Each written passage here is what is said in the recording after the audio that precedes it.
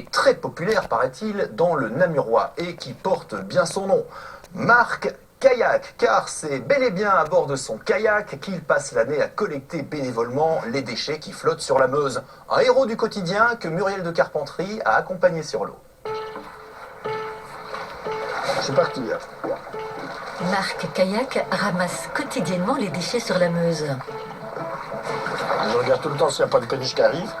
Une mission citoyenne qu'il pratique en moyenne 5 heures par jour. Il y a presque 15 ans de ça, j'ai vu un cygne manger de la frigolite et je l'ai vu agoniser pendant au moins 10 minutes. Je l'ai vu mourir devant moi, je l'ai vu crever et puis de là, quand je faisais mes balades en kayak, je ramassais les frigolites. Et puis au fur et à mesure du temps, je me suis dit, c'est pas que les frigolites qu'il faut ramasser, c'est tout. Depuis, Marc arpente la Meuse et son confluent avec la Sambre, été comme hiver. Tous les déchets que je ramasse sur la Haute-Meuse, c'est uniquement des déchets civiques. Par exemple, des bouteilles, des canettes, des jus de fruits, c'est que des déchets civiques, des trucs de bonbons et tout ça. En 15 ans, il a largement contribué à assainir la Meuse namuroise, mais beaucoup de travail reste à faire. Ça me fait mal aussi de savoir qu'il y a des gens qui viennent discuter avec moi et que moi, je ne pollue jamais des conneries dans le genre et puis qu'un jour, je les vois le faire. Ça, c'est horrible. Il y a des gens qui me prennent pour un con, hein, ça c'est sûr. À force d'arpenter la Meuse, ce kayakiste engagé connaît tout le monde. Tu vas bien? Alors si tu vas bien, ça veut dire que je vais mieux.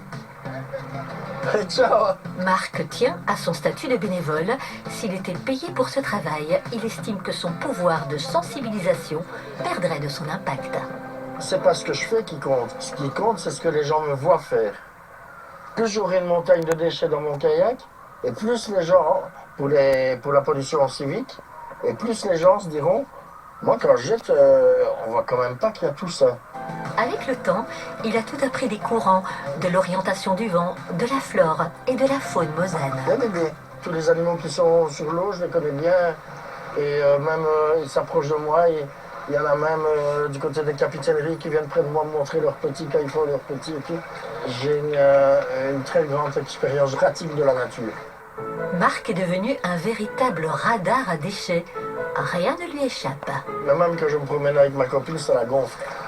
Parce que chaque fois quand je suis au bord de la Meuse, je suis là, et regarde là, et regarde là, et regarde là.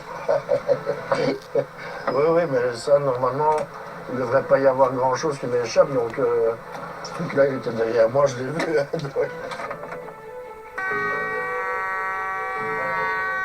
Marc Kayak souhaite élargir ses actions à l'ensemble de la Haute-Meuse en opérant chaque fois entre 2 écluses et constituer ainsi une communauté autour de son projet.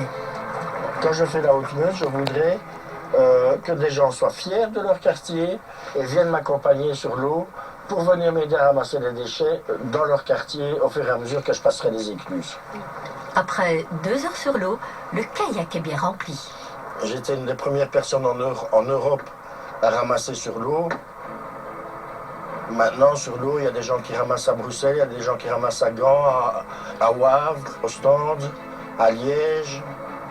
C'est avec des petits gestes qu'on arrive à des grands gestes.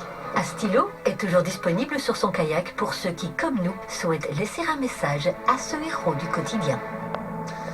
Il est 12h49.